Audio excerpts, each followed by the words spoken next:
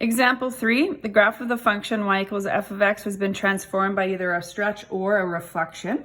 Write the equation of the transform graph. So we know that it hasn't moved left, right, or up or down, so that's kind of nice. We can rely on this. So if you take a look at A, it opens up still, so that means there's no reflections.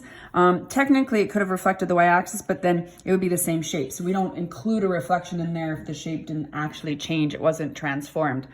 So then when we're looking at A, we want to compare this either as a vertical or horizontal stretch. Because it's symmetrical, if there were endpoints, it is possible to have both, but this one we're going to view it either way. So if I view this as a vertical stretch, what I need to do is look at the A value. So to do that, I'm going to line up points vertically. So this is my original graph. So here's a good point because this lines up vertically with this. So originally, keeping in mind our scale is 2, originally this is a distance of 2. So 2 times what gives me my new graph? This is now at 6 from here. So I compare it to the x-axis. So this was 2 away from the x-axis, now it's 6. So 2 times what number makes 6? This would be 3. So that means all those y values, 2 times 3 would have been plotted at 6. So this is a value of 3.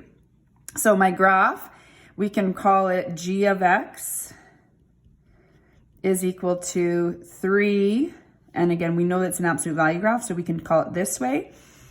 Or we can put it in function notation and say it's 3 times the graph of f of x, because this graph's also called f of x.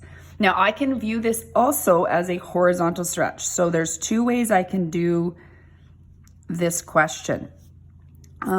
I'm going to line up points horizontally. I usually find vertically a little bit easier, but if I line up points horizontally, I'm just going to use a different colored pen to help see this. I don't want to pick this small point here because I'd have a fraction to figure out how far this is to the y-axis. So I'm going to line up points higher up here. So this point, for example, and this point. So this is now a distance of 6 to the y-axis. So 6 times what number is going to equal, now it's a distance of 2, because again, the scale is 2 from the y-axis. So 6 had to been multiplied by a certain number to get 2.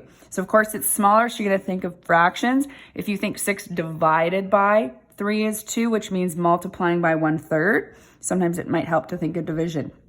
So that means that your B value is the reciprocal, because if this was 3 in the equation like we're gonna write here, so g of x is equal to the absolute value of 3x. Your mapping notation, or what you do to the coordinates, would be multiplying them by 1/3.